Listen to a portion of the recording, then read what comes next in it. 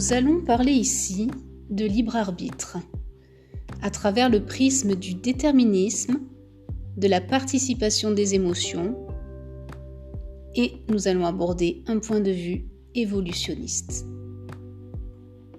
Le libre arbitre se présente comme une faculté de l'individu, plus encore que de l'être humain, puisque nous le considérons dans sa dimension purement subjective, à se déterminer librement dans le choix de ses actes et de ses pensées.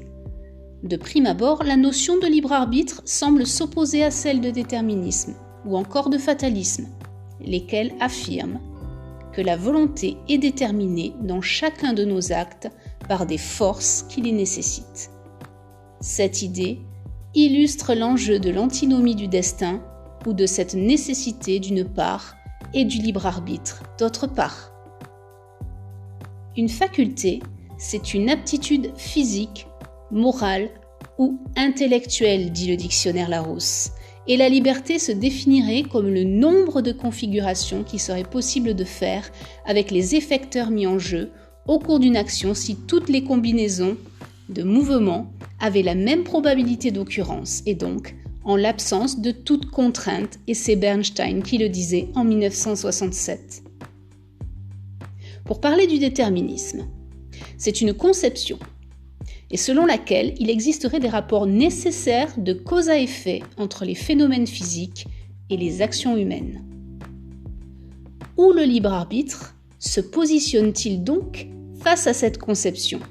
Si le fatalisme consiste à dire qu'une personne qui s'abandonne aux événements se résigne à son sort, suffit-il alors de ne pas s'y abandonner pour user de son libre arbitre ?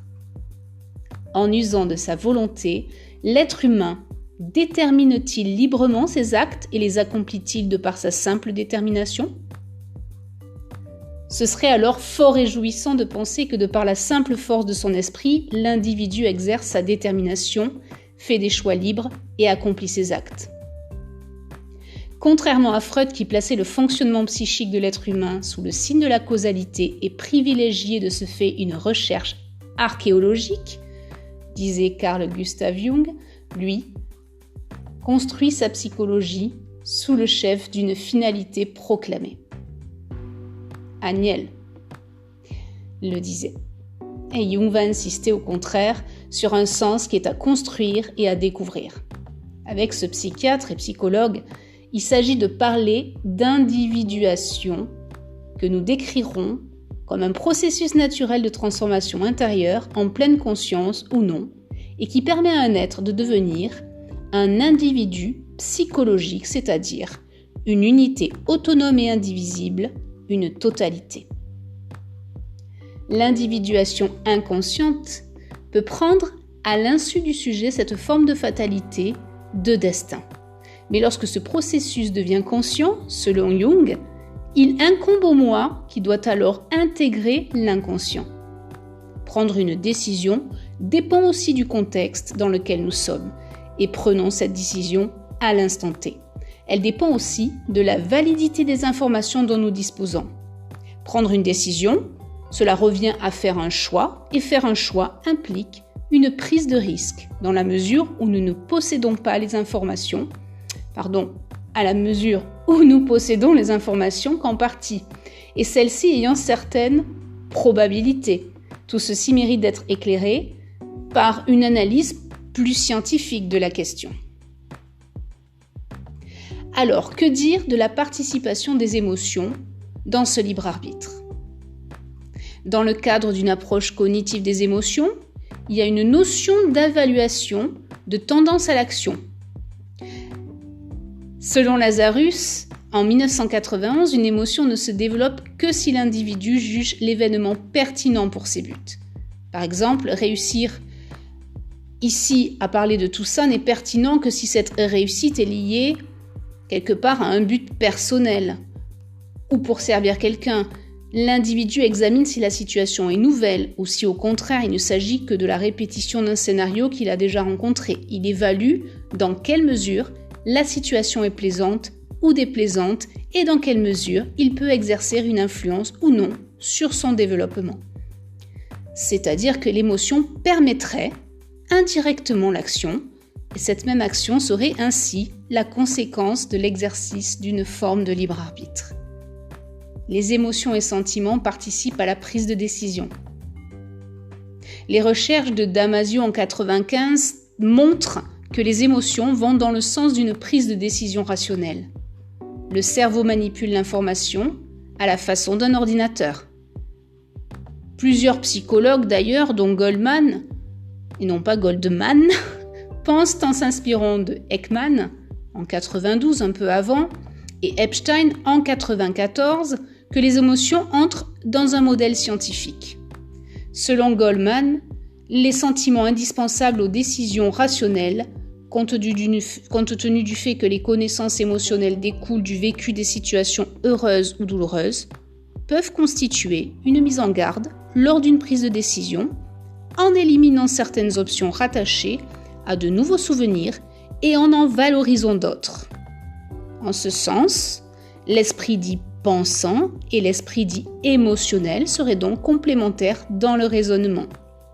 C'est Luminet, cette fois-ci, qui le dit, en 2008. Cet esprit émotionnel réagit plus rapidement et les émotions sont des guides qui peuvent nous alerter. Elles sont donc indispensables.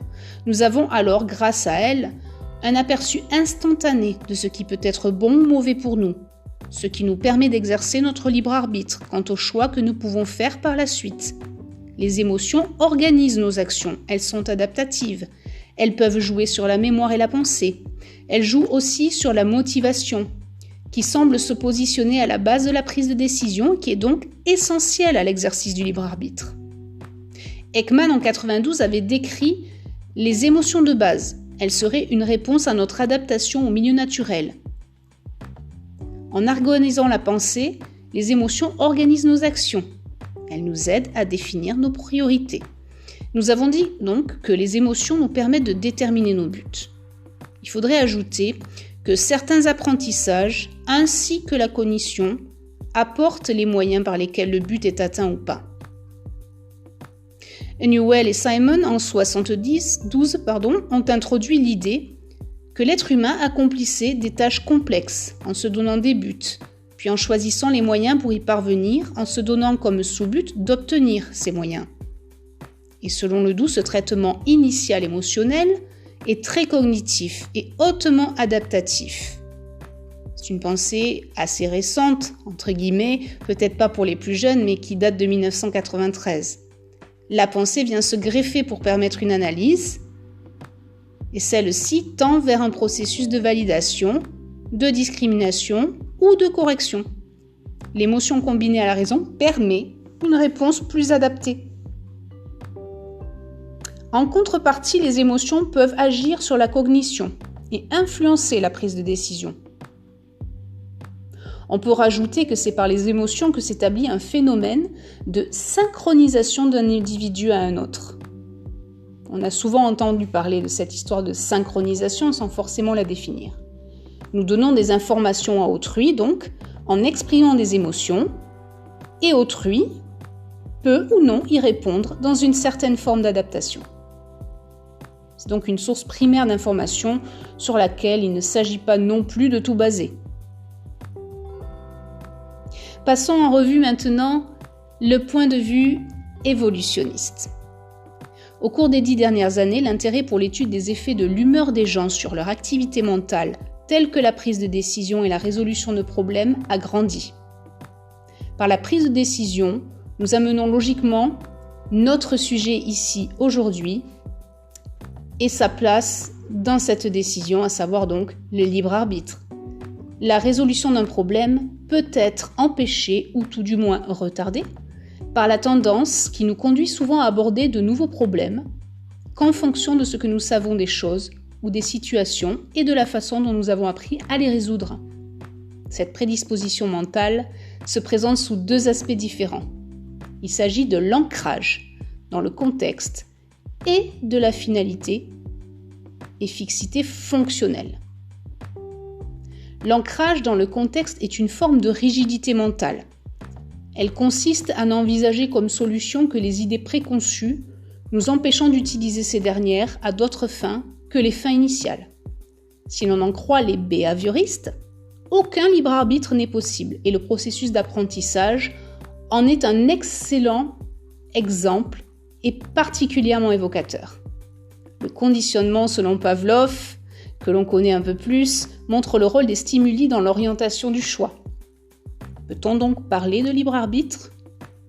Thorndike montre que l'apprentissage est le résultat de connexions entre stimulation et réponse avec sa loi de l'effet.